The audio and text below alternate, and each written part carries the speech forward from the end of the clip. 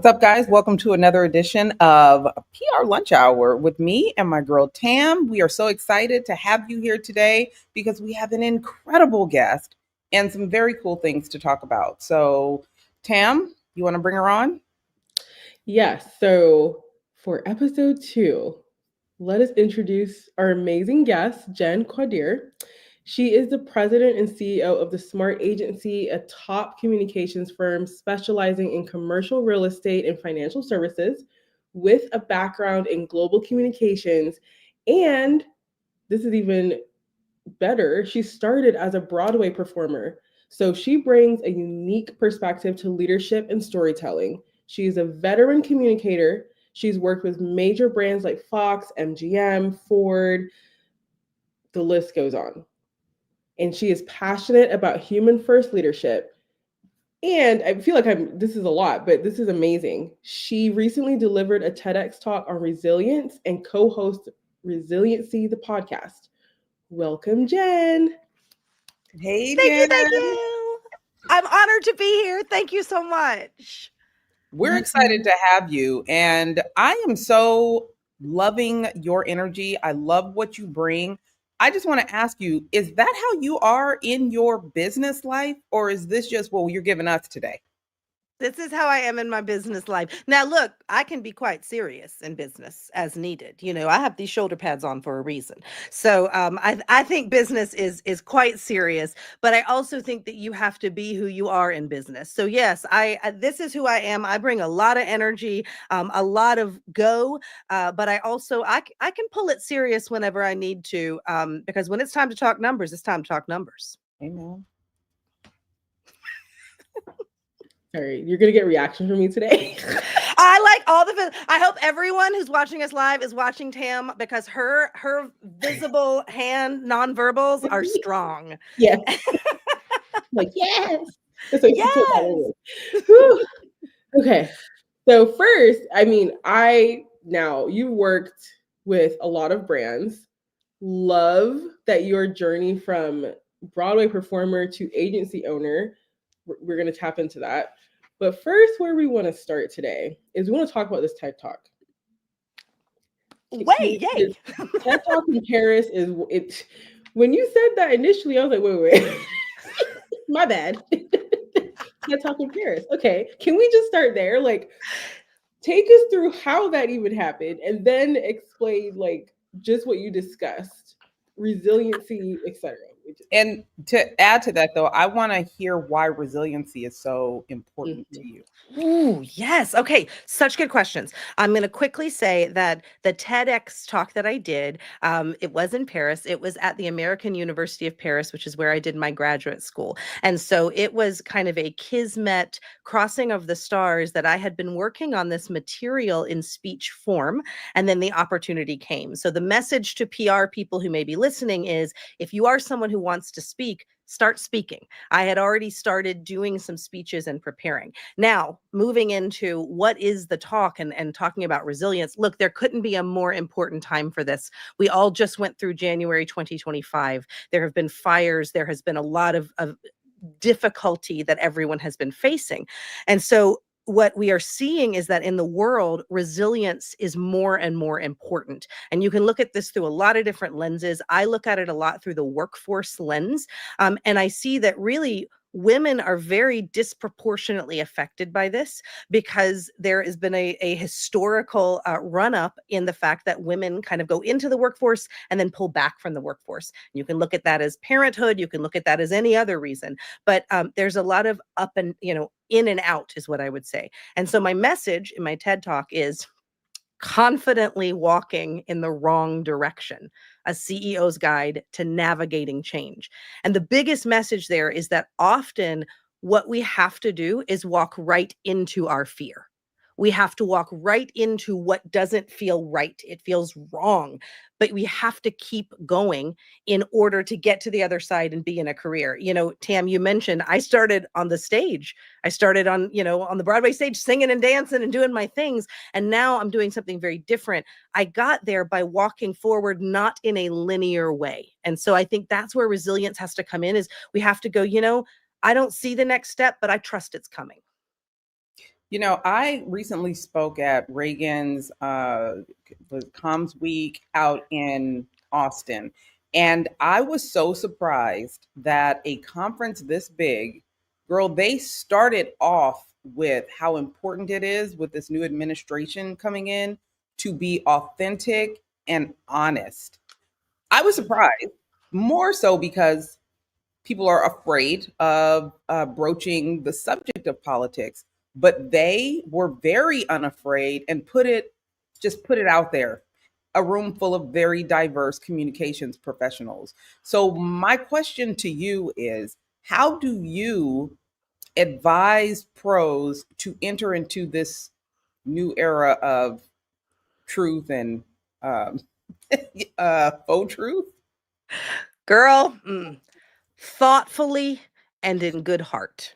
That's the only way I can advise. Thoughtfully and in good heart. I am someone who I do not fight against, I fight for. Mm. It's that's a Mother Teresa thing. Mother Teresa was asked would she go to a protest and she said no, I don't fight against war, I fight for peace.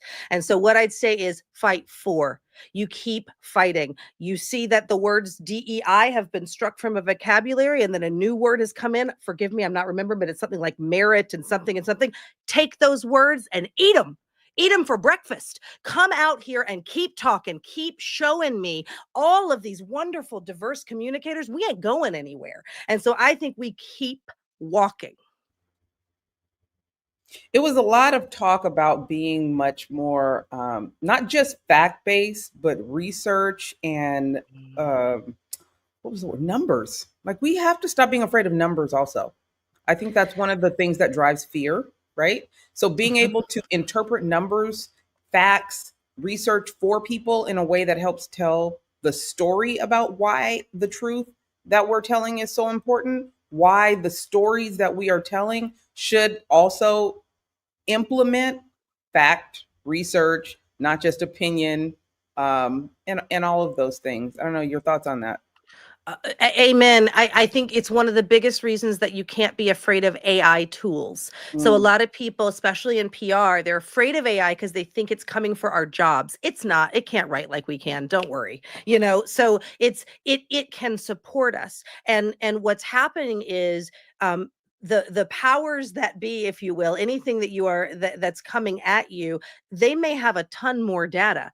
But that playing field got evened as soon as AI came out. And so really researching how AI can help you, exactly what you said, Tanya, because you are right. I mean, you're someone who you're an author, you're on top of the trends. You have to have the real numbers, but we're not in a world anywhere where everybody goes to the library to get it. You got corporations that can buy it. So we have to learn ourselves how to use those tools to our advantage. Absolutely. Tam, thoughts? Sighing. I just gotta sigh. But I love it. I do want to double tap on the AI and recognizing tools and how they cannot replace us at the end of the day. As someone even told me recently, like you have to be able to feed the AI data. And I'm gonna like use an example from the medical field. It's like, you know how we've always talked about disparities in the medical field. Most of that is accelerated by AI if we don't feed it data that's diverse and equitable, as an example. So, I'm sorry, but Heavy my sigh, physical reaction heavy was sigh. that heavy sigh was for a whole nother thing, because now we're into something that that's a is an whole other beast. Yeah, entirely it's a whole. discussion. But communications is a part of it, Tam, and you're Exactly. saying something right, which is to say there's fear around the AI tools, there's fear around getting in, we all have to get in and do it. What you're speaking to, what I hear that you're speaking to, is kind of clinical studies and medical research that doesn't have anywhere near enough diverse participation to actually give us the data that we need to know to make sure that Black and brown Americans and any other color are having the right data and the right health. So how do we do that systemically? Yeah, Man, systemically, that's too big of a that's too big of we're not. I'm into like, let's pare it down, let's go down to like so we can actually do like doable things. Like I don't need any more challenges. Good. That's a good PR way to handle it. Bring it down. Okay, so with that, what are you thinking? The PR of it all was the doable version of it. So with that being said, when it comes like how can comms PR pros, like how can we, in your opinion, really tap into the benefit of AI? Like, I would love to hear your perspective. Okay, well, first we have to really look at our mindset around AI. Mm. I see it as I'm not actually a fan myself, but I see it the perfect metaphor as a NASCAR driver. I don't think anyone would want to go to NASCAR to just see the car drive itself.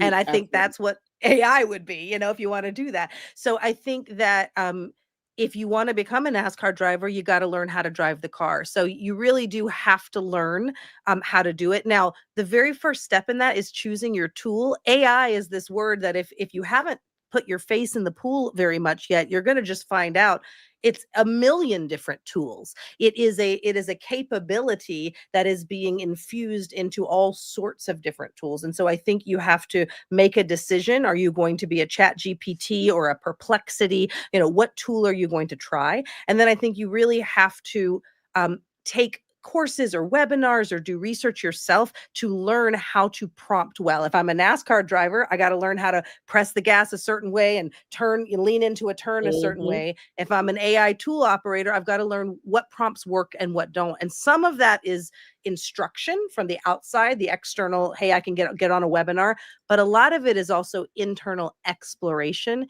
getting on there and don't be afraid. The one thing I will say is as an owner of an agency, I am cognizant of confidential information. And I think we all know the internet is a wild west of places. And Mm. so we do have, and I do recommend that all PR professionals put in place policies at their company to protect the confidentiality of their clients.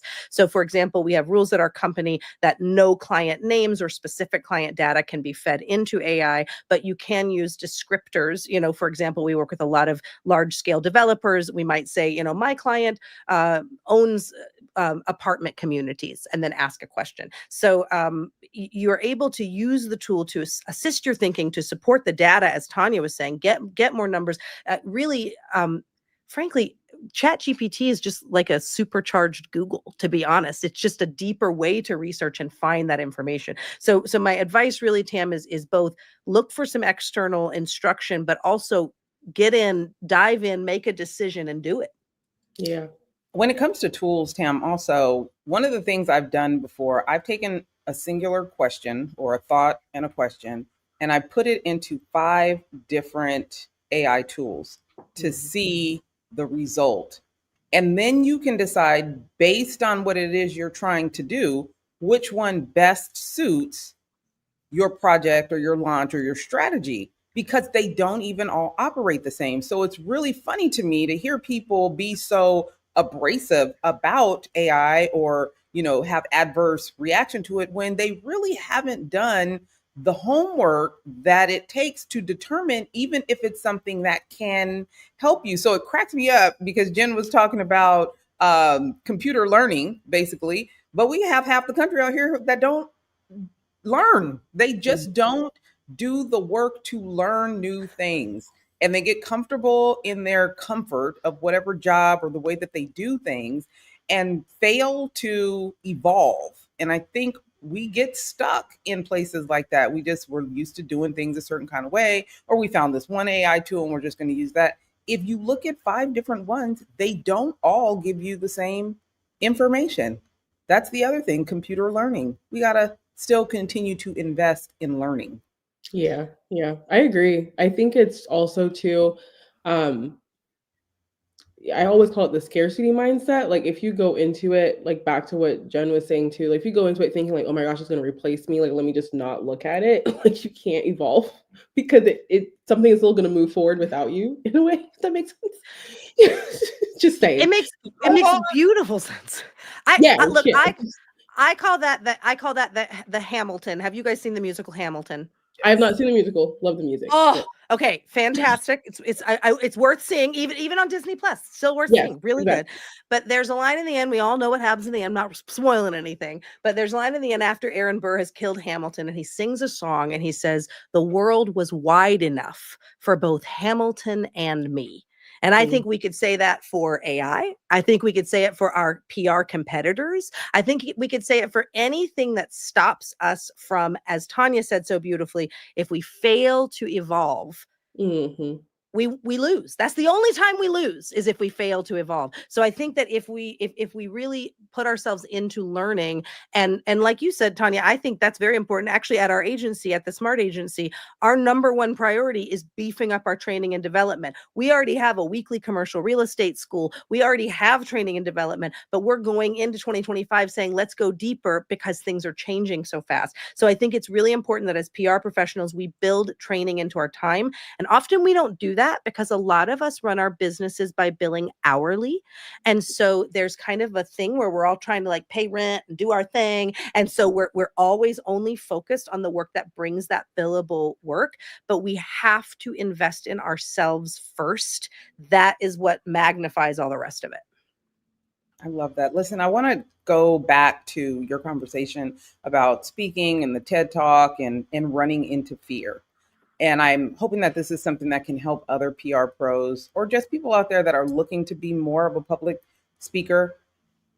There is something that I've tried to teach my kids to do, especially my oldest son. He's so, as much of an extrovert as he is and aggressive as he can be, he doesn't really like to talk to adults. I don't know what that's about, but I taught him this technique, and I learned it when I was in school. I did some acting, and I said, inhale, take a big breath, and exhale and just say the thing. Say whatever it is that you are afraid of saying. Clearly, you're afraid of someone's reaction to what you're saying. For speakers, they're afraid of what they sound like on stage or what people will think of them on stage. What is your best advice to people that really see themselves and want to be that public speaker and want to be on stage, but they can't overcome their fear? Well, you gave your son the right advice. I want to ask, if you don't mind, how old is your son? 16. That's every kid I meet at that age is afraid of speaking to people. I think that is like growing up in the social media world. They're used to like putting things out and not having immediate reaction and being able to control the reaction.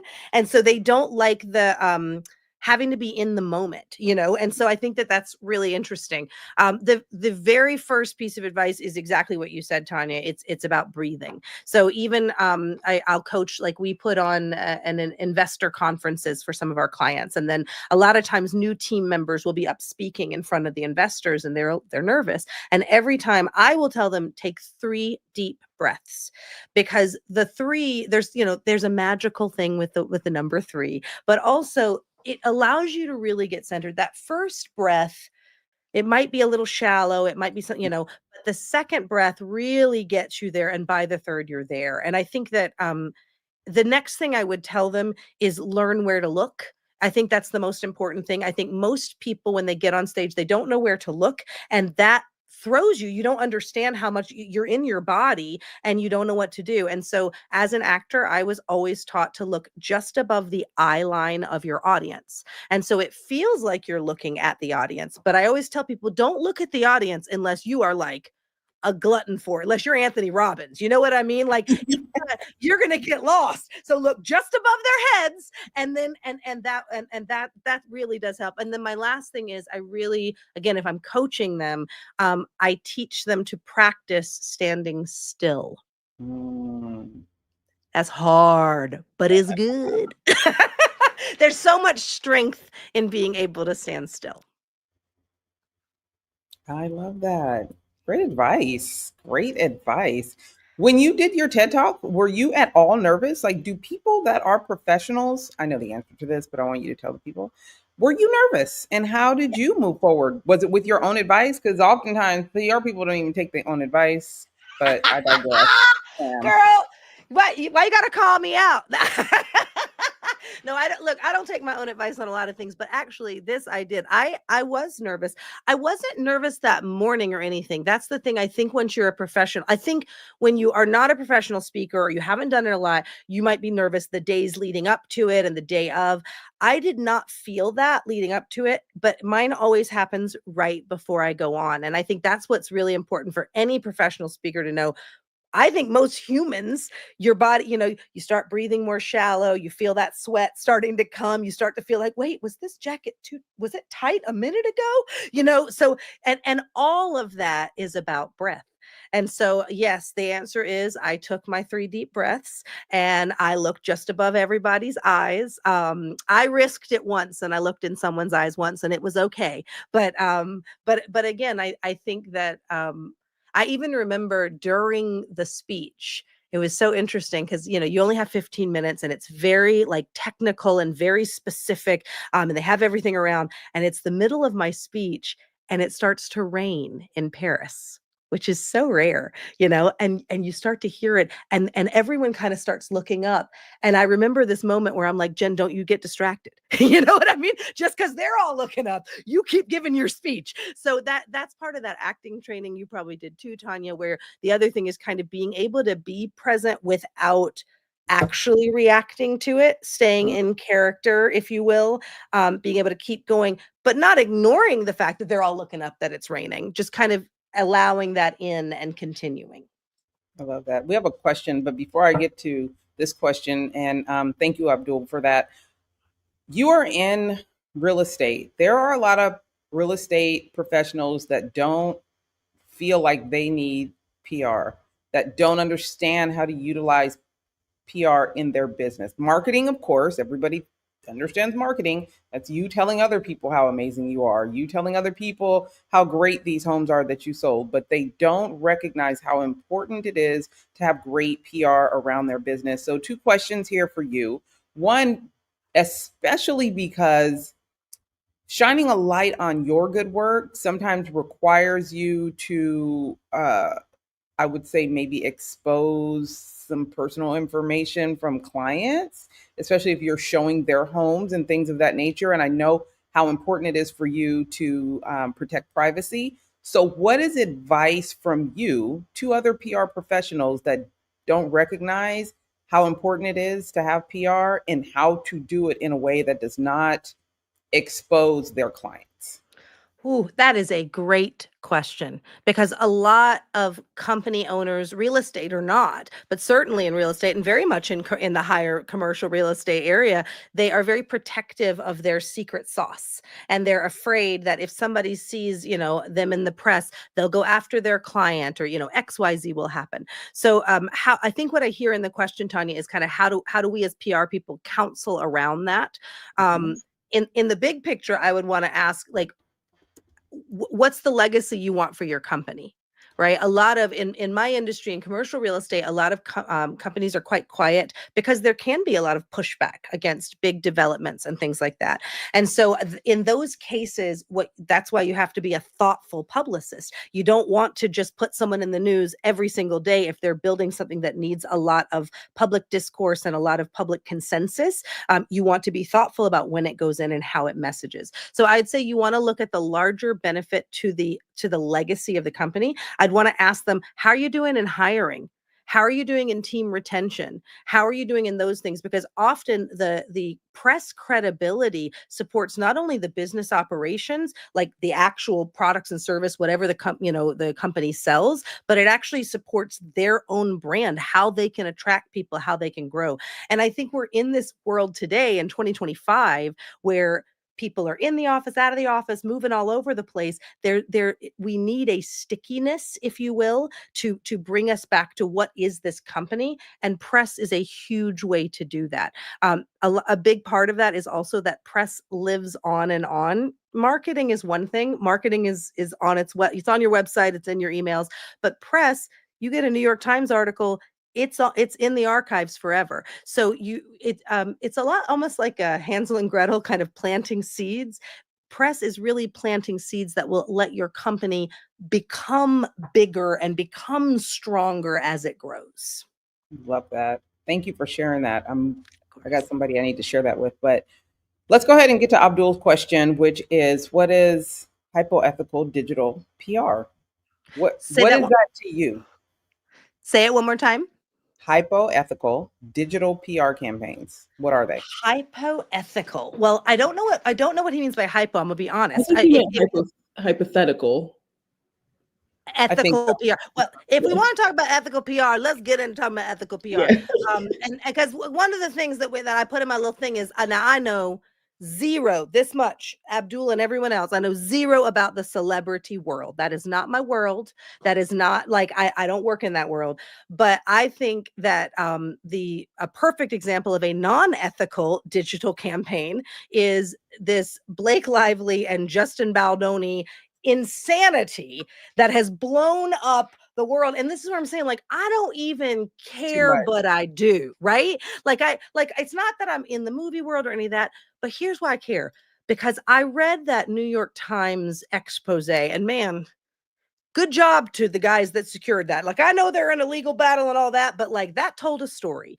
And what I will tell you is when I read the text messages of these PR people who are celebrating the tear down of another human, my blood boiled.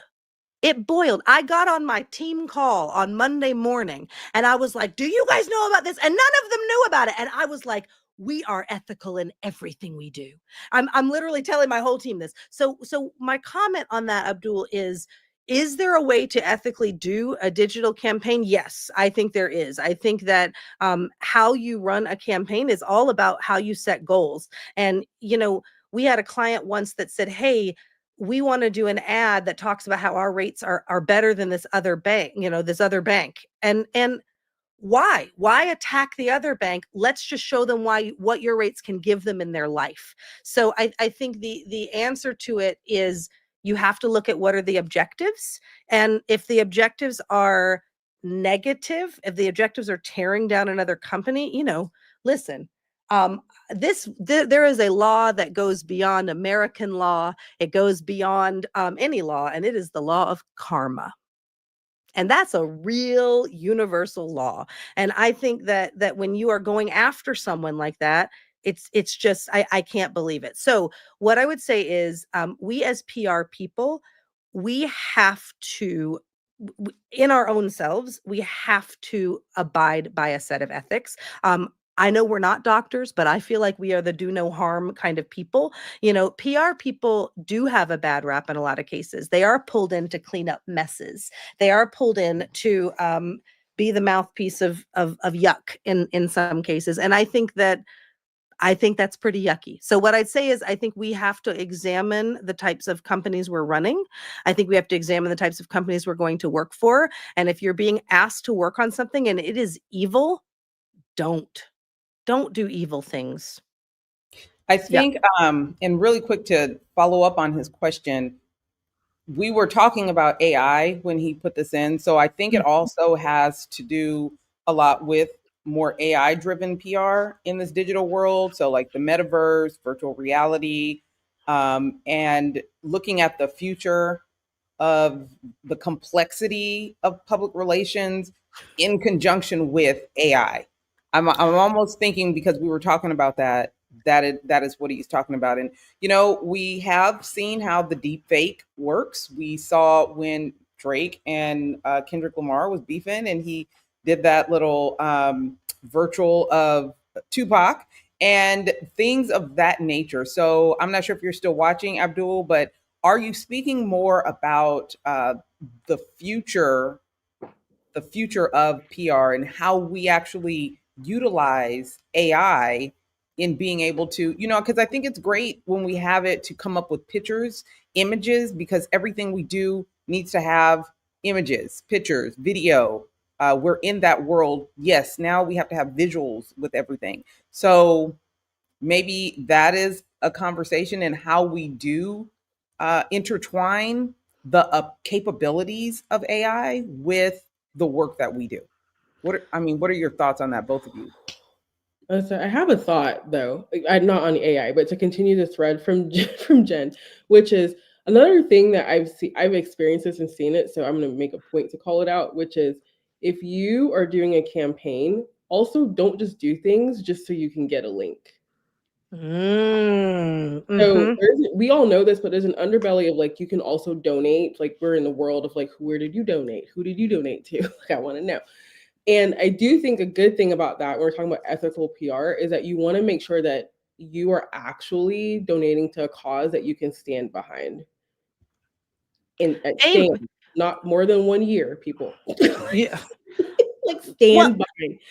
And some people just are like, I just want to do it because they're going to list me on their site. And I think that's an like just not the way to go around it, like go about it, especially with companies, like no matter what arena or industry you're in, always make sure that you can actually stand by what you're saying. So if we're using an example in like Jenn's point, if you donate to, let's say, local cancer research, but when it and you're trying to like bring some sort of stickiness to your employees, but you're not actually doing that in your real situation, like in the culture, no, you're creating a crisis for us to continue.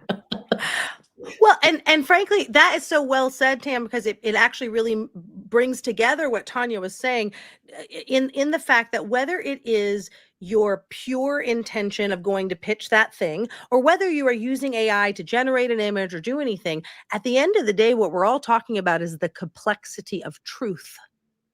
Mm-hmm. It's true. What is true and what is honest. And as PR people, if we get down to the meat of it, we are, there is a stereotype that says we are supposed to say what's not true. And I don't believe that stereotype. I think Yeah, the that is, I spin think that's, doctors of the yes, world. and Yep. exactly. Mm-hmm. And I think that's not what we do. I think what we do is we look at all the information and we share a perspective on that information. And I think there was a great speaker that I heard once. So she had these two little stick figures, if you will, up on the screen, and she had a diagram that had two things on one side and three on the other. And this one stick figure was saying, "There's three little things." No, there's two. There's three. There's two. They were both right. So I think that what this is about is navigating truth. And so if we go back to kind of Abdul's question, the question about AI, and even the question about being an ethical publicist for a celebrity, when it comes down to it, it's why are we doing what we're doing? Mm-hmm. And maybe that's the biggest question. And you could ask that as the CEO of a PR agency, or you could ask it as a frontline account executive. Why are you doing what you're doing? If you are going after this pitch simply because someone told you so, make sure you understand what it is you're pitching. Make sure you understand what it is you're doing. There is evil in the world. There are yucky things, don't do yucky things. And then the other thing I think I want to say, now this is outside of the AI realm and everything else, but this comes back to like Tanya, like your son who doesn't want to talk to everything has to be digital. Some things don't need to be done on digital. There are conversations that need to be had that are sometimes difficult. Sometimes you need to say critical things, difficult things. Some things need to be said only in person or on a phone. They say, like, if you can't say something nice, don't say nothing at all. But in PR, we have to look at the root problem. We do serious work. We have to look at company weaknesses. We have to look at human weaknesses. There are lots of things we have to do. As we do that, we have to be solid professionals. Don't put negativity in writing. If you have a negative day and you need to blow off steam, you got to do it elsewhere. And we're in a Zoom world, so we got to figure out how to do that. But this idea of like ranting about a client or something on Teams, that is not, you can't do that. That is too dangerous. You are making something real, something, very real, and putting it into the world. That's an energy that we don't need. So I think as PR people, we have to check ourselves at, like, we are the gatekeeper of what we do. We can't control what every other company does or et cetera, but we can control understanding the why behind what we're doing. Excellent. Jenn, how do you do your own PR? How do you promote how amazing you are? What is it that we can tell other PR professionals about how important it is for us to continuously find ways to teach the world about the work that we do and how integral it is and how good we are at doing it? I think what I want to say, because I really want to, you said in the show notes, you were like, have a call to action. And I'm like, okay, what's my, but my call to action is really like, please don't give up. Please don't. I know it looks kind of scary. I know, like, the news wants it to be scary. They have to. That's their job. They have to make us feel something. So I know it all feels scary, but don't give up. The way that I approach my own PR is keep going, meaning like take this, yes, say yes to this, say yes to that. Now, through a thoughtful lens, we already spent a whole hour or however long we've been together, which has been wonderful, but we've already spent time talking about be thoughtful. Don't say yes to things that don't make sense. But when it comes to your own PR, you have to share your voice. And so what I guess I would say is this, like, there is a moment where there's like a shyness of like, should I put myself, like, is it all about Jenn? And I think you have to get over yourself. It's not all about Jenn. It's about what have I learned in my amount of time on this earth that might help someone else. And so I think that in today's world, if you are someone who feels like, ooh, like kind of the country's against me and everything's, we're not. We're not. There's only a few people who seem to be, but get onto these conversations. And even no matter how many people are listening, someone could be helped. We have to share our voices. We are all interconnected. They say that when like big, horrible things happen, and again, we just saw this with the LA fires, it's not just the people who are affected that actually feel it. People all over the world feel it. We are truly interconnected. So my advice as far as how to promote yourself as a PR person, say yes to the podcast, get on it, and be honest. Just show up and just say what you're actually thinking.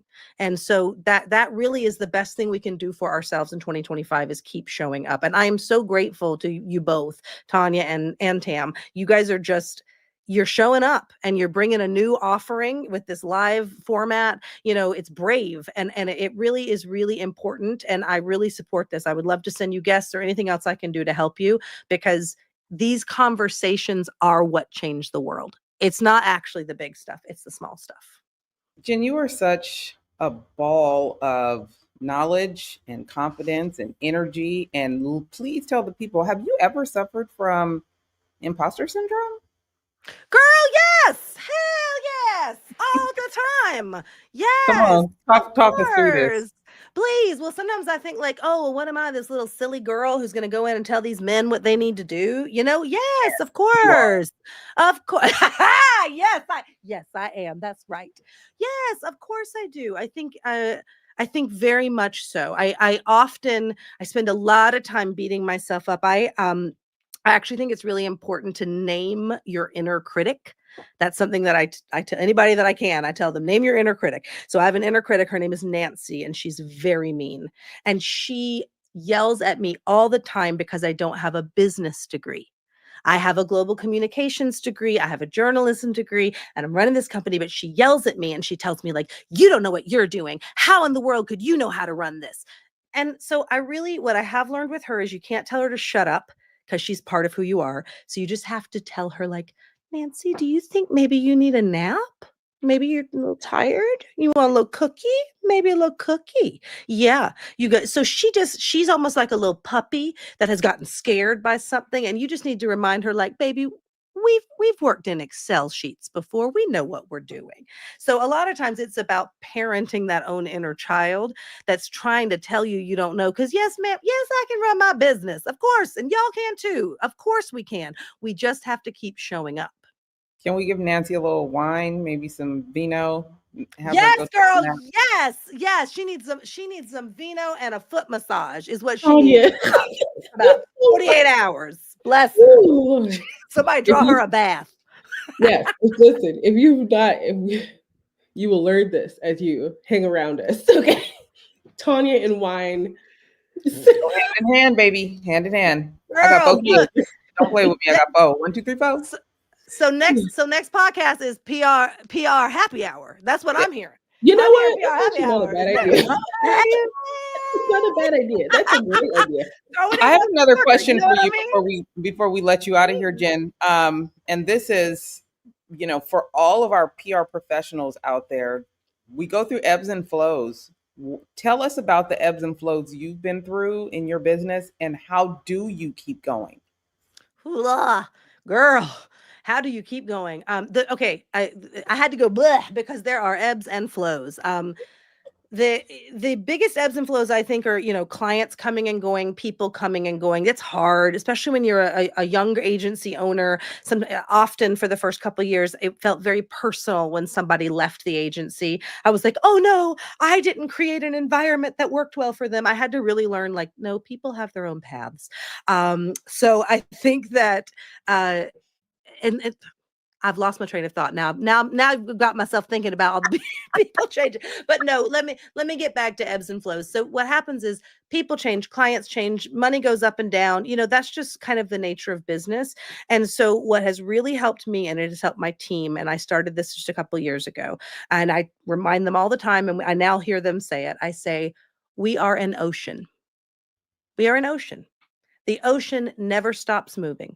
The tides go in, the tides go out. Everything moves. We are an ocean. And so if clients leave, we understand. We let them go with grace. We bring in more clients with grace. And so I meditate a lot on the idea of the ocean. I think a lot about the ocean because the ocean really does not ever disappear. It does go back. It does come forward. It is sometimes scary. It has storms and moves around. And then sometimes it's so wonderfully peaceful. And I kind of think it's just a great metaphor for business that when it's storming around, there will be a time where I can float again. So that's really the mental picture that gets me through. Appreciate that. We usually share our wins. And I want to know from you, how are you winning right now?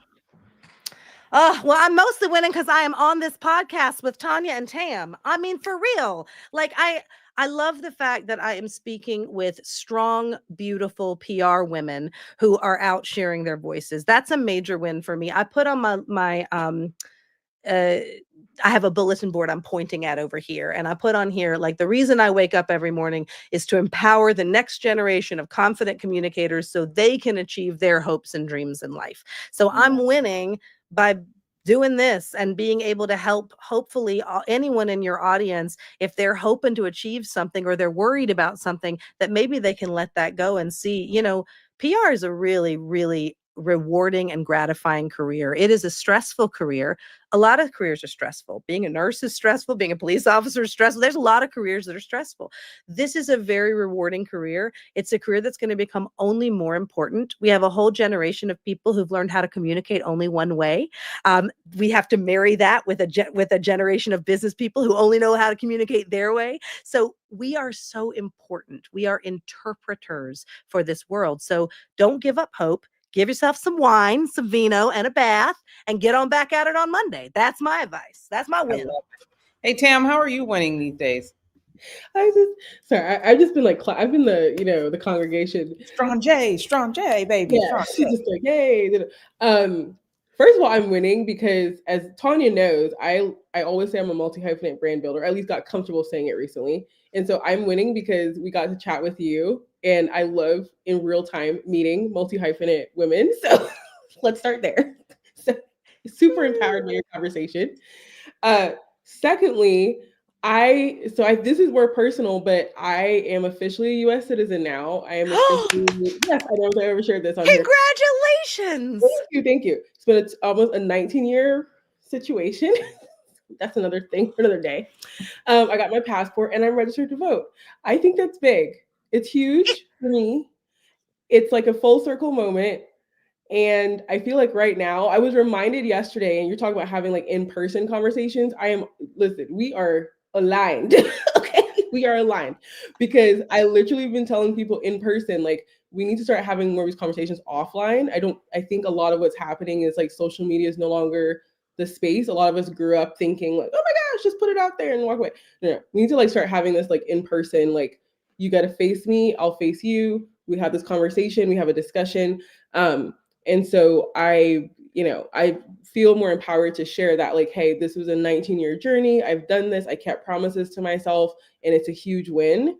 In addition to, I'm loving AI and I'm testing it out myself. I'm working on my Peso model certification by Jenny Dietrich. I'm super excited. So those are my wins. Huge wins. Can I please just say a huge, massive congratulations? I mean, wow. What a beautiful journey. And it will be worth it. Don't worry. It's a wonderful place to be, as you know. Yeah. Oh yeah. I always say Beijing. I'm like Barbadian. Again, we're the Navy over here, so Rihanna. But Bayesian by birth, American by choice. There are days it's hard, but I feel like we need that hope right now. So again, encouraged by this conversation, encouraged by conversations we're having this week, like offline, not even on social media. But yeah, I do want to encourage people that there are a lot of us still winning and there's more coming. Does that make sense? So Yeah, double tapping on your let's not give up. We got to keep going. I love that. I love You, all of Tanya, that. your turn. You're not squeezing out of this. That's right. Tell us your win. And it Stop ain't just it. Vino. Don't even try. Don't you She's dare. like, I can't top citizenship, but okay. I mean, hey. Hey, listen, that's huge. That's Yeah. My huge wins are and a little amazing. my wins are a little different because I look at things in a different way, and I think it's perspective. Mhm. There's a couple things. One, winning because these fires are over, and Amen. winning because I'm in California, and we have a few protections out here that others don't. That is winning. That is how I truly feel. I'm born and raised in California. It just feels better. I don't think I could be anywhere else. But I also feel like I'm winning because of this moment that we're in. I am someone like Jen has described as I don't look at how I need to bash you. I look at how I have to get the opportunity to uplift the things that are important, right? So finding clarity in the work that I'm doing, understanding the impact that it can have, that is winning to me because our minds be all messed up. But when you have clarity, you can have direction and you can pick out good wine. No, I'm just kidding. So Wow. when things are in chaos, it gives me time to find direction, right? And I think that is actually our greatest strength is how we find perspective that helps people elevate, that helps great businesses elevate, that help social impact elevate. So when stuff is wild, to me, those are the winning moments because that is our strength. And that gives us opportunity to excel and do even better in the work that we're doing. So I know it sounds bad for people that are in chaos right now or they think the world is on fire. It kind of is. But like good firefighters, they'll lead you out of the fire into salvation and we will eventually be okay. And the cool thing is you're usually better off because now you have this clear path. You have, a newness, a freshness to how you move forward. So all that being said, the fires are out. I'm in California and finding a lot more clarity in the work that I'm doing in what's important.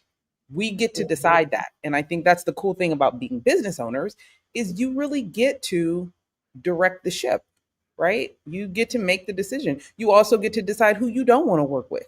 You get to decide who you don't want to be a part of what you have moving forward. So, all that being said, I'm so glad that we talked about good ethics in this business. Moments like this really give us the opportunity to be like, we are not about that. So you want to take that over there because there are people that do that. It just ain't us. And being surrounded by amazing women that are doing great work is a win because I have a daughter and being able to show her how you can exceed expectations when you do it the right way, that is a win, especially in this moment. So, all that being said, thanks for, being here. Thanks for being a part of this journey and a part of this ship that we're trying to set out to new adventures and be able to connect with cool people like you, Jen. Before we get out of here, let the people know how they can be a part of what you have going on, follow your journey, and continue to support the good work that you're doing. Thank you so much. I'm so inspired by what you guys said, and I thank you so much. Please look for me, follow me online. You can find me on all the socials at Jenn, Jenn Quader. So at Jenn Quader. And then my company, The Smart Agency. So if you go to thesmartagency.com, you can learn more about how we advance commercial real estate and finance through effective communications. And then I just want to say thank you again. You are both beautifully, wonderfully strong and inspirational women, and I feel very, very honored to have been invited on your show. Please keep up this amazing work, and I'm looking forward to reading your book, Tanya. So make sure everybody knows that you are an author and that they should be ordering that. Resilience, baby. That's what we're talking about. Right. Thank you so much. Anything, Tam, before we get out of here? No, man. Nope. Not adding anything onto there. She told you to talk about your book, so you're not going to try this today. Okay, bye guys. See you next time.